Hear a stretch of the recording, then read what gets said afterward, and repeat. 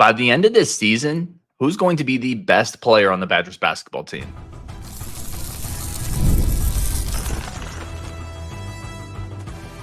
You are Locked On Badgers, your daily podcast on the Wisconsin Badgers.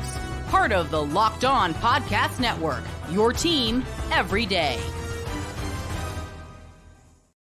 What is going on, Badger fans? Welcome to Locked On Badgers, your team every single day. Thank you so much for tuning in, as always, for being a part of this community. Time's the most valuable thing any of us have. So thank you for spending a little bit of it here with us. I'm your host, Ryan Herrings, part of the Locked On Podcast Network. Today's episode brought to you by FanDuel. Place your first $5 bet. You'll get $200 in bonus bets guaranteed. Visit FanDuel.com to get started. All right, let's talk hoops. Let's shift gears a little bit. That's me shifting gears. I'm actually cleaner than that on the manuals, but there's a lot of football content still coming up. But basketball is coming. Local media day is Monday, another open practice on Friday. I plan on being there for that so we can kind of check out the hoops team a little bit more in depth. I'm excited to talk hoops. I want to get into some specifics today, who I think the best player is, thoughts on the transfers, point guard rotation. I want to start here, though. I think, and I mentioned this before, I want to dive into it more. This is a monster year for Greg Gard. This is a monster year for Greg Gard for many reasons. I think one of the first is it's kind of a bellwether test for him. This is listen, we all know this on the football side, basketball side, college football, college basketball, the college landscape. We are in a dynamically changing environment, and coaches have to be able to dynamically change with that environment. This is a test this year. Can Greg Gard survive in these waters, right? Can you swim in the open ocean, which is the NIL market, which is the transfer portal era? Can you swim out there with the other sharks and survive? You have to now. Like the days of building and chemistry, they're not completely dead, but it's not the same anymore. You have to prove that you can reload in the portal every single year. You have to prove that you can fill gaps and fit those pieces into your chemistry seamlessly. This is really his first big test at that. He's been in the portal before, absolutely. Max Klesman, AJ Storr. This is not his first foray, but this is like the first time he's had to replace multiple pieces. This is the first time he's had to respond to losing established players. Chucky Hepburn, right? Like, you lose a piece like that, then you have to go out in the portal and find an instant replacement, not just for the player, but for the chemistry, for the locker room, for the culture. And by the way, you also have to replace a Tyler Wall, and you have to replace an AJ Storr. Like, this is a huge test for Greg Gard. We're going to get an idea of how he can sink or swim. Can he fail or succeed at this? I actually think he did a pretty good job in the portal. I like the pieces they brought in, but ultimately the results are going to be on the hardwood. They're going to bear out with how this team plays. It's a big season for Greg Gard in that aspect. Let's talk some of the questions I had, some of the thoughts that I wanted to start talking about with this team. And again, a bunch more basketball content coming up, a bunch more football content coming up as well. The first one I just want to have fun with. This is just kind of a fun discussion to start reintroducing this basketball team, some bigger picture thoughts. Who's the best player on this team? Like, who is the alpha on this team at the end of the year? Who are we going to look at and say, that's the dude, that's the guy, that's the best player?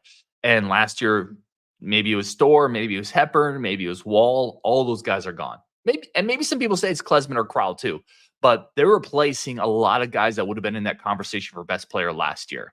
Who's that guy this year?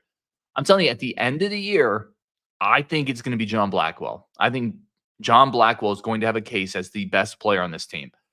Somebody who's had a lot of buzz this offseason. People have talked about the steps he's taken physically, the way he's ready to kind of bring his game up a notch, challenge a little bit more. But even last year, right? You look at what he did as a freshman, and he was kind of an unheralded 3-star guy. You look at what he did, he was offensively incredible, quite frankly, given the role and given the fact that he was a true freshman. He was in the 86th percentile in points per possession across all scores offensively. 86th percentile. Points per possession is basically a measure of how many points you're producing every time the possession ends on you, whether it's you taking the shot, getting the rebound, etc., or you're the decision maker. He was in the 86th percentile on that. That's kind of an elite, borderline elite number as a true freshman. A couple other things here that I think are really impressive. 94th percentile with the ball with 4 seconds or less on the shot clock, making that decision. Why do I bring that stat up?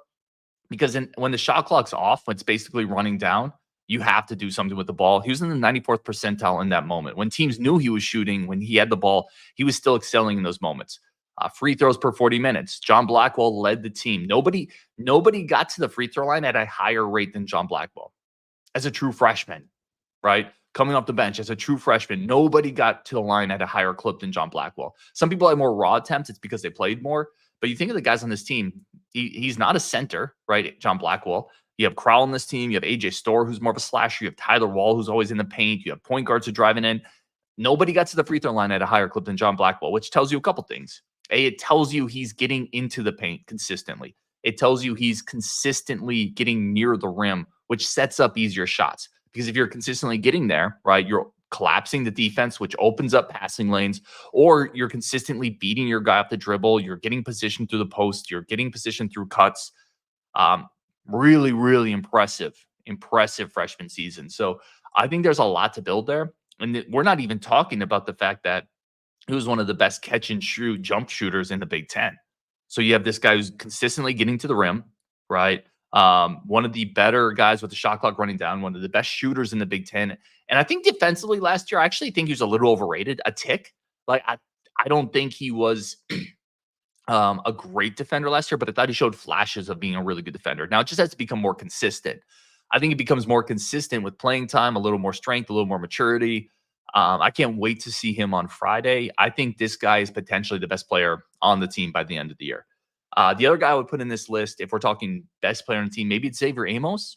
Amos coming over from Northern Illinois, transfer player, going to be playing the 4, has put on about 20 pounds of muscle this offseason. It's been reported. So he's gotten bigger, stronger. This is an interesting player as a stretch 4. I mean, Badger fans have been used to watching Tyler Wall just not be able to shoot the ball. And I'm a Tyler Wall guy. Tyler Wall brought things to this team that we haven't replaced this offseason. That's important to note. But Amos is going to bring things Tyler Wall couldn't as well. Amos can shoot the heck out of the ball as a 4. Also finishes pretty well at the rim. He's got a 73 percentile finish rate at the rim, which means he's an upper tier finisher at the rim. And he's 89th percentile on jumpers. So now you're got a guy who's inside, outside. You can space with him. You can pick and pop with him. I think what this does in general is it opens everything up around Stephen Crowell. There were a couple people, I put this on Twitter, who's the best player on this team at the end of the year? A couple people said Stephen Crowell. No, I don't think that's going to be the case, but we are going to see the best ecosystem for Stephen Crowell that we've seen in a long time because he's going to have spacing everywhere. You're going to put Amos in one corner, Blackwell in another, John Tonjee high at the wing, maybe Freitag or Hunter or Klesman at the other wing.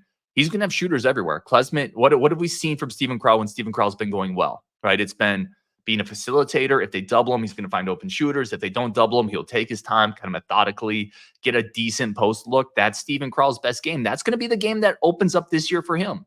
If we're optimistically looking at this, you're going to have a court of shooters with Stephen Crowell in the middle. Now, Blackwell has to replicate what he did last year. We know that's not always the case. Like we saw Connor Sejan drop off from a freshman to sophomore year as a shooter. Blackwell's going to have to continue hitting those shots. Tonjee and Amos are going to have to come up into a higher level of competition and shoot the way they have in the past. Shooting generally translates for what it's worth. If you shot well in the past, you're usually going to shoot well if you continue to get open looks. But the looks aren't always quite as open at a higher level, right? Defenders are bigger, longer, they close quicker, they cover more space. Defensive schemes are at a higher level. So they have to show that they can shoot at this level. But theoretically, if you're being optimistic, this offense is going to have a lot of shooting, more spacing, and Stephen Crowell is going to have the best opportunities he's had in his career, really, to succeed. Because the spacing with him and Tyler Wall just didn't work. You played them because you had to, because they're two of the best players on your team. But their spacing together impeded what they could do offensively. It hurt them both a little bit. And I think we all know that. Again, you played them because Tyler Wall was the best interior defender you had, and you played them because Stephen Crowell was the best 5 you had, and you had to play them. I think from a spacing standpoint, this is going to work better this year. All right, we're going to take a quick break. We're going to come back, talk about most impactful transfer, most underrated transfer, point guard rotation, a bunch more coming up on Locked On Badgers. We're talking hoops. I'm excited for it. First, a quick break for our friends of the show over at Roy. And we talked about Roy several times. Roy stands for Return on You. It is a NIL platform that allows fans to get involved and directly get involved in where they want their money to go, which athletes they want it to go to. This week's band contribution, this week's Roy Player of the Week for us is Preston Zachman, right? Preston Zachman was incredible against USC, 5 tackles, had the pick, didn't miss a tackle, had multiple passes defensed. Preston Zachman was all over the field, one of the highest rated defenders through Pro Football Focus. If you were impressed with his performance on Saturday, you can show him some love. Hop over to Roy, throw him a few bucks. If everyone pitches in just a couple bucks, $10 here, $10 there, it can add up fast for a guy like Preston Zachman. And now you have the chance to show appreciation for what they do on the field, to help continue to keep them on the roster, to help build some appreciation among the fans. And again, Roy will allow you to unlock exclusive content from athletes. So that is what Roy is. It's a game changer on the NIL front. Get off the sidelines and into the NIL game with Roy. Support the players. Change the game with Roy. Return on you. Download Roy for iOS and Android. Use code LOCKEDON to enter and possibly win $5,000 cash. That's Roy. Use code LOCKEDON to enter to win $5,000 cash. All right, let's continue talking about basketball, man. And this thing's coming up soon. Like we talked about it. Basketball is coming. Let's talk biggest transfer, most impactful transfer. I think that's Xavier Amos. So I want to shift a little bit to John Tonjee. And this was going to be more of a spirited discussion. I had a couple people that were going to come on the show and due to technical issues and other things that couldn't be here. But John Tonjee is really interesting. So I think Amos is the highest ceiling, the biggest impact transfer, because he's going to be the starting four. I think he play inside outside. I think he's versatile defensively. I think Amos gives you some secondary shot blocking defensively near the rim, which his team hasn't had a lot of. Let's talk John Tonjee, though. Tonjee, to me, I'm trying to think of an NBA equivalent to what he could be, but he is very much kind of like he's kind of like the broth in the soup, right? Boy, I don't know if I know and love exactly where this is going, but it's not the most exciting part of it, but it's the base of the soup. It helps bring everything together. Tonjee is going to give you elite wing shooting. Again, if he shoots the way he did at Colorado State, he gives you size, he gives you strength, he gives you positional defense, but he just gives you that shooter that you can't space off of.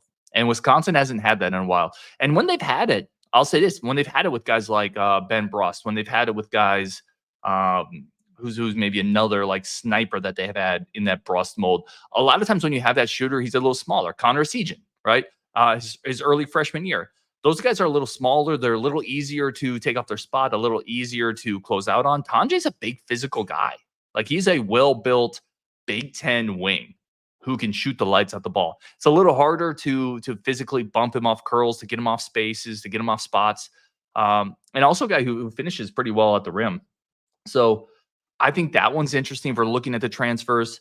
Cameron Hunter is the other guy that we're really focused in on here at the point guard rotation. But to me, it's Tonjee and Amos. I think those are your two most impactful transfers. Let's talk a little bit about biggest weaknesses now. So I've talked a lot about where I think this team can win. I think this team can win through spacing. I think it can win through shooting. I think it can win through being able to accentuate the strengths of each of these players offensively. Klesmit's another guy who I think is going to play well in space. However, there's two big weaknesses that I think theoretically can hamper this team. Now, let's see what they look like in practice, but I think interior defense is potentially a major issue on this team. Interior defense, rebounding, toughness inside. That was a problem last year, right? That was an issue last year, being able to protect the rim. I thought opposing offenses, quite frankly, got what they wanted at the rim. If you played a big, physical, tough team, I think they bullied us offensively on the glass a little bit. They were able to get second chance points. And if our pick and roll defense, if our perimeter defense, if our ball pressure defense wasn't there and someone got a straight line drive to the rim, we just didn't have an answer. And that's not Steven Kral's game. We've talked about that for a while. I'm a Steven Kral fan. I think there's a lot there, but what he isn't is like a Marcus Camby-ish type rim defender. He's just not that guy who's going to come over and force a bunch of tough shots, right? He's not that guy who's going to come over and send 2 or 3 shots a game into the third row. And by the way, that's okay. Like, that's okay. There's not a lot of those guys in college basketball. If he was that guy, he would have been a lottery pick 2 years ago with his ability to shoot and pass. If he was also a rim protector, he would be playing for Charlotte right now. Oh gosh, no, hopefully not Charlotte. Let's send him to San Antonio or something. But my point is, if he was the shot blocker and enforcer at the rim everybody wanted, he'd be in the league. Okay. Let's just be honest with that. He's still in Wisconsin because he's not quite that guy. But did Wisconsin do anything to address that? And for the most part, not really. Wisconsin went after a couple players who could be backup fives, right? A couple players who could provide a little more at the rim. I don't think they really got that. They did bring in Ricardo Greppi. He was the transfer coming over. I think he's fine. He's got some size. I don't think he's going to be quite ready. I think Xavier Amos can block some shots on the weak side. I think there's some of that there. But for the most part, I still think this team, even with a bigger, stronger Xavier Amos, I think this team is going to miss Tyler Wall defensively in the post. I think they're going to miss his toughness on the glass. And this was already a team who wasn't great there. So that's my first weakness. There's two big ones I'm going to talk about. Let me know in the chat, in the comments, what you think the strengths and weaknesses of this team are. Again, I've talked about the strengths offensively. I'm going to get into another strength defensively here in a second, but we're talking weaknesses here. We're talking concerns. Big picture, I think toughness on the inside is a major issue with this team. They desperately need like a 6'7", 6'8", muscled up guy who will just go in there and throw people around, get a couple fouls, but pick up 4 offensive rebounds, make life really difficult on an opposing post player, throw his body in there, pick up a charge, swat a shot, bang his chest, yell at a point guard. Like, they need an enforcer type. And it's not a goon like hockey, but you need kind of a guy who can get in there, come off the bench and play tough interior defense, grab a couple rebounds, and step in for Steven Crowell if he gets in foul trouble. That's still an issue. There's still a depth question there. So that's a problem, I think. I don't think that got fully resolved. I hope it did. The other one is late game execution, point guard. Like, who's running this offense? I think sometimes the point guard thing gets a little overrated. I really do. I think Klesmit can handle the ball and get you into sets. I think Daniel Freitag is going to be able to do some of that. I think Cameron Hunter is going to be able to do some of that. I think John Blackwell can do some of that, quite frankly. But when the game gets late and the opposing defense, let's say you're playing an Illinois, a Michigan State, a Purdue, you're playing a team with athletes. You're playing in Indiana, whatever. And they turn the screws down. Like, they tighten it up late and they're pressuring you full court. They're getting after you. Who's the point guard that's going to break that press, settle the team down, get into a really good side pick and roll, make the right read, kick it out to the corner, respace, get the shot, dribble in, hit the 15-footer? Like, who is that guy? I don't know if you got one this year. I love Daniel Freitag.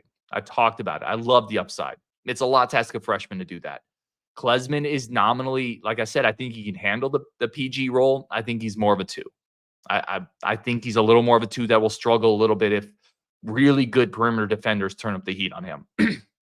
Cam Hunter coming in as a point guard. Didn't play last year due to an injury. The year before, Georgia Southern, at a much lower level of competition. I think it's a real concern. Maybe it's Kamari McGee. Kamari McGee is going to struggle with size. Like, bigger guards can overwhelm him physically a little bit. So that's where, to me, that's where you miss Chucky Hepburn. I don't think you miss Hepburn from an offensive creation standpoint as much. I don't think you miss Hepburn from a defensive standpoint as much, because quite frankly, I don't think he was very good there last year. I think Hepburn was overrated defensively. And I said that on the show last year. We couldn't get around pick and rolls. We got gashed by perimeter defense. Well, who the heck is playing out there? It's Hepburn. It's like Klesmit. It's AJ Storr. It's Connor Sejan. Like, we were bad. He was not good enough defensively last year. But where he did give you something that we didn't replace is when the screws got tightened, he could handle that pressure from a ball handler standpoint, from a decision-making standpoint. I think they missed that this year. I don't know who they're going to turn to. So those are my two biggest weaknesses, right? Interior post defense and rebounding physicality. And who is the point guard who can still run this offense if opposing defenses decide to really get physical on the perimeter? If the opposing defenses decide to really get after it, who's the guy who's going to be able to get the ball on his hip, create a little space, and still get a good shot for the good shot that we want, and not a shot that the defense is dictating? I don't know who that is. Now, again, that one could be solved. I'm not sure the interior defense and rebounding is going to be solved this year, if I'm being honest. I think the ball handling point guard one could potentially be solved if Hunter is taking a step up, if Freitag is ready, possibly. But I think those are two concerns, absolutely. All right, let's take a quick break. I want to come back with what I think this point guard rotation will look like. How many starts do I think Daniel Freitag will get this year? Plus some of your comments on the basketball team. That's coming up next on Locked On Badgers. But first, a quick break for our excellent friends over at FanDuel. FanDuel is our longtime friends for a reason, because they're awesome, incredible, wonderful, amazing partners. And listen, if you get that in your life, you don't ditch that. Like, if you got a good relationship, you don't ditch it. So why would we ever get rid of FanDuel? FanDuel is the #1 source for all of your sports betting. Right now, $5 bet gets you, first time $5 bet gets you $200 in bonus bets guaranteed when you place your first $5 bet. What are you going to do with $200? I can think of some things. Man, I've been eyeing up some sports cards. I need some swag. I'm rebuilding my office. I'll finally get out of this basement, y'all. I'm going to have an office. I need swag for the back. I'm taking recommendations for what my office should look like, by the way. I'm all for that. But you can do all that over in FanDuel. Earn some money. Please do it responsibly, but easy interface, fast payouts, plus baseball playoffs. Basketball's coming up. NFL's going on. College football. It is an excellent time to spice up your sports weekend over at FanDuel.com, the official sportsbook of the Locked On Podcast Network. All right, let's keep going. Let's talk point guard rotation, because to me, that's fascinating. I think the starting line, the rotation in general is really interesting to me. Listen, I think Klesman's going to start. I think you have to start Blackwell, and then I think it's Amos and Crowell. I think those are your 4 starters. I think Hunter probably starts at the 1, and then off the bench, you're going to get big minutes from, I think, Freitag. I think McGee's going to play. That's already 7. Ilver probably going to play. That gives you 8. I think maybe we're right about there. Trying to think if Greppy could get a few minutes, like if they need another big to spell Crowell. I'd say this. That point guard rotation, though, where you got those 3 guys, that one is going to be pretty interesting. Oh, Tonjee. I'm missing Tonjee. See, I got to think this rotation out, because I want Tonjee starting too. I'll be honest, man. Tell me what you think your starting rotation is going to be. I got to think on this one more. Let's talk point guard rotation, because that's where I wanted to start. You have Hunter, Freitag, and Kamari McGee. All are going to play. Kamari McGee gives you something. He's not going to play a ton, barring injury, but he gives you a spark plug. He gives you some juice. I like the quickness. I thought he looked better last year, and he gave him some good minutes. Kamari McGee is going to play 5-6 minutes a game, something like that, maybe a little more in spurts. I think Freitag is going to get some starts this year. I think it's going to start off with Hunter, and then down the stretch, I think you might see Freitag start to bump into that rotation, because he gives you something athletically that's different. And because I don't think Hunter is a traditional point guard anyway. I think he's more of a 1-2 combo guy, big physical. He can play a little off ball. He can shoot a little bit. I think he's probably going to play some 2. There's going to be some 3 guard lineups with some bigger wings in this.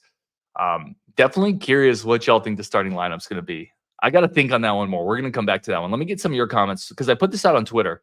I put out best player in the team, biggest impact transfer. Do you think we'll be better or worse than last year in terms of seed? And how many games does Daniel Freitag start this year? So this is from McLean. He said Blackwell and Amos are the best players. He said he thinks we'll be a 7 to 10 seed this year. And he thinks Hunter starts the year, but then falls off, so Freitag eventually starts. This is from Caleb. He said Klesman is the best player on the team. And see, that's an interesting one to me. I think Klesman flies under the radar. There were moments last year where Klesman went flamethrower. I think the problem with Kles in terms of best player is I don't think he quite has the physical tools and size of some of the other guys. I think for this team to be pretty good and for this team to kind of match somewhat what they did last year in terms of seeding, I think you need a guy like Blackwell or Amos to be your best player, just because they have higher ceilings. Klesman is a really, really good 3 or 4. Like if you can say your best 2 players are John Blackwell and Xavier Amos, and Klesman's your 3, or Crowell's your 3 and Klesman's your 4, something like that, that's a pretty solid team potentially. But if Klesman is your 1, that means, to me, it means Blackwell and Amos maybe aren't hitting their ceiling. And then I'm a little more worried. Unless Klesman has taken another jump, but I think he's a little capped at what he is, which is a really good college basketball player. It's not a knock. I think you need Amos or Blackwell to potentially be kind of the stars of this team, though. Let's keep going here. Caleb also says Freitag doesn't crack the rotation. I don't buy that. Listen, I love Caleb. That's all we're on the Discord. I don't buy that. I think Freitag absolutely cracks the rotation, potentially gets some starts. Let's keep going. A couple more comments here. Another one, White Marlin, Klesman is the best player on this team. Amos, most successful transfer. Couple more here. This is from Jared Guerrera, who, really sharp guy, was on the show once. He said, my dog, Xavier Amos, is going to be the best player and transfer by the end of the year. I have big faith. Yeah, this team needs it. Like, this team needs Amos to be a hit. They need Tonjee to shoot well. They need a Freitag to be ready. They need Blackwell to take a step. There's a lot of ifs, and generally not all the ifs hit, right? You're not going to you're not going to bet 1,000 on Freitag's ready and Blackwell took a jump and Corral's the best he's ever been and Tonjee looks like Colorado State Tonjee and not Missouri Tonjee. You're not going to bet 1,000 on those. But I think most of them are pretty likely. I really do believe that. So, Jared's going with Xavier Amos. That's his best player. Big MC says, think this team just lacks talent. Too much stock being put into transfers from lesser schools, conferences, big injury issues. I'm going to need to see them show they can handle the Big Ten talent. Yeah, it's a fair point. You look at the transfer portal guys, and they're coming from generally bad programs or bad situations, right? John Tonjee, Missouri last year, that situation didn't work out for him. Now, before he was at Colorado State, which is not a bad basketball program. So he was part of winning there. Xavier Amos coming from Northern Illinois. That's not a great program. Cameron Hunter, we talked about, missed last year with a big injury, also coming from not a great program. It's a fair point. Those players are going to have to prove they can take that step up in talent. This is from Troy. He said, it feels like football all over again. I know it's a cyclical. We had 20 years of great football and basketball, but it's not now. Sorry for the downer. Troy is down on basketball, which is fair.